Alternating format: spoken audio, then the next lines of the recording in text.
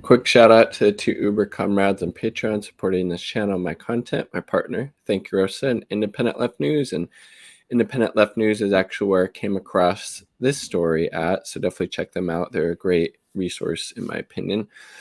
So the story is about how there are carpenters. The Carpenters Union in Seattle is going on strike. Why do workers go on strike? For better pay, better benefits, having their safety taken into account, all those things. So we need a good contract, and rent control is the title here. Rent control, super important. I'm a little bit south of Seattle, and the housing prices here, what it costs to buy a home or rent, has just skyrocketed in the last handful of years, especially since the pandemic. The housing prices have really just exponentially increased. They're starting to maybe level off a little bit, but it's basically record housing prices, and that's definitely very true in Seattle. And of course, you have Shama Sawant on the right side standing with these striking workers. She's the only really true voice of the working class and their needs within the Seattle City Council. But that's another. And this is also her party, right? Socialist Alternative. So here's the text of a union carpenter, Nina Wars, at the September 18th Rent Control Now rally.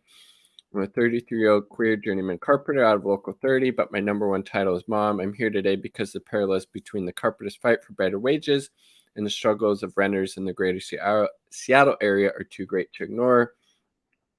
Right now, the Carpenters Union is on strike for higher wages and better funding for our healthcare plan and pensions. Working families fought for a $15 minimum wage in 2015. Shama Sawant was obviously, a big proponent of that as well. And are fighting for rent control today. We're both responding to the same explosion in rent and housing costs in Seattle and in cities all across the country. Home prices here have gone up 93% in the last decade. Have we seen a 93% increase in wages? Of course not. Rents 92%. National annual wage increase is not keeping up with those costs, much less the rising costs of childcare goods. She's completely correct. Employers would rather have you believe we're making great wages already. They want workers who fought long and hard for a $15 minimum wage to look at our $46 an hour as greedy, while ignoring that the CEOs of businesses we work for take home upwards of $22,000 an hour. $46 an hour, like, that's not outrageous, especially when you compare it to $22,000 an hour for not actually doing the work, through exploiting the work of these carpenters in this union, right? Big business literally makes billions off our backs, while we carpenters can't afford to raise a family in the city we build, and minimum wage workers can't afford to live in the city they work. 100%. With rent so high, many of these carpenters who make, quote, good family wages commute up to 2 hours each way. That's 4 hours on the road, then work. I mean, that's all of your fucking life. And if you sleep 8 hours, you're left with 2 hours with your family. I would not call 2 hours a day the product of good family wages. The overwhelmingly majority of carpenters live far outside the city because they can't afford to live there. Again, super fucking expensive. Think Centralia, far or on the other side of the Cascades, so that's eastern side of Washington State. And if we truly were earning good family wages, why do so many of us feel no choice but to work overtime once we finally get to work? Nearly every job's culture pushes overtime, and the repercussions for refusing can mean losing your job. Too often I'm faced with the choice of working overtime to please the boss or leaving at 8 hours to take care of my child. Like, that's a pretty fucked up position to have to be in, right? I run the risk as a woman of being seen as not taking my work seriously, yet even working a managing job a full 40 hours a week isn't enough to earn their respect. When the men take the time, they're celebrated for stepping up as fathers, but women always must contend with the expectations that we are the primary parent for childcare. Yep. Huge issues of, patriarchy in our society, for sure.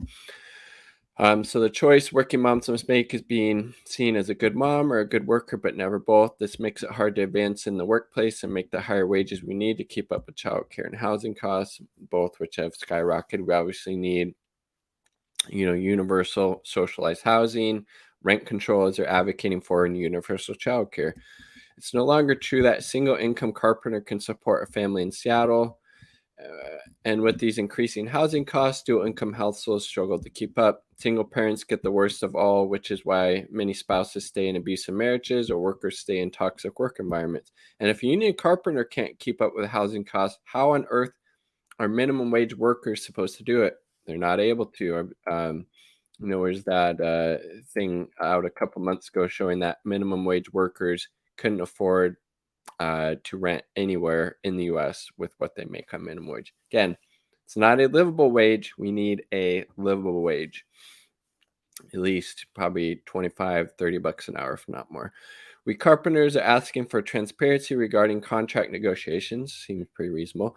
After months of negotiations, after we voted no on the fourth tentative agreement, carpenters were finally authorized strike and fight for real improvements in the contract. What we weren't told was that only 70% of the union carpenters are on strikeable jobs due to no strike clauses that were signed behind closed doors. This is already such an uphill battle. Now the media is trying to slander dissenting voices. I see accusations that our group is only here to divide the union and spew sexist comments about our leadership. What I want to know is why the sudden interest in condemning sexism and labor movement. Why don't I see contracts that require sexual harassment training or programs like this in our apprenticeship? Where is the paid parental leave? Why am I still called a sister in the brotherhood? I face sexism at work every day. And yeah, I hear disturbing sexual comments that have no place at work and no place in the labor movement. That's why our rank and file caucus, the Peter J. McGuire Group, supports the rights and dignity of all workers free from discrimination, harassment, or assault based on race, gender, sex, sexual orientation, national origin, and religion.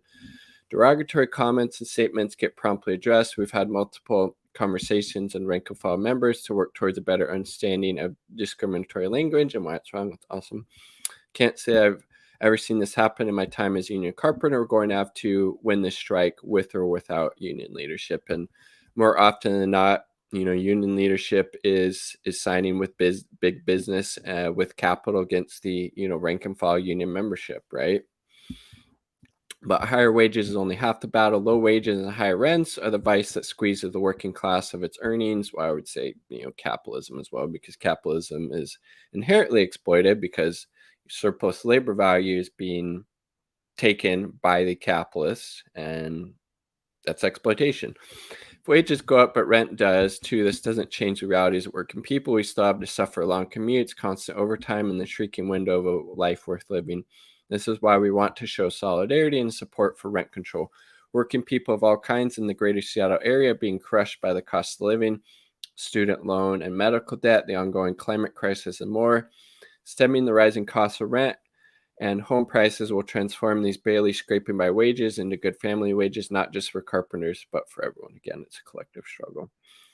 And we will need to rebuild a fighting labor movement if we're going to take all of this on, which means supporting and growing the collective action of our strike, supporting and growing working class campaigns like this for rent control, which every union member and local should energetically take up. Solidarity.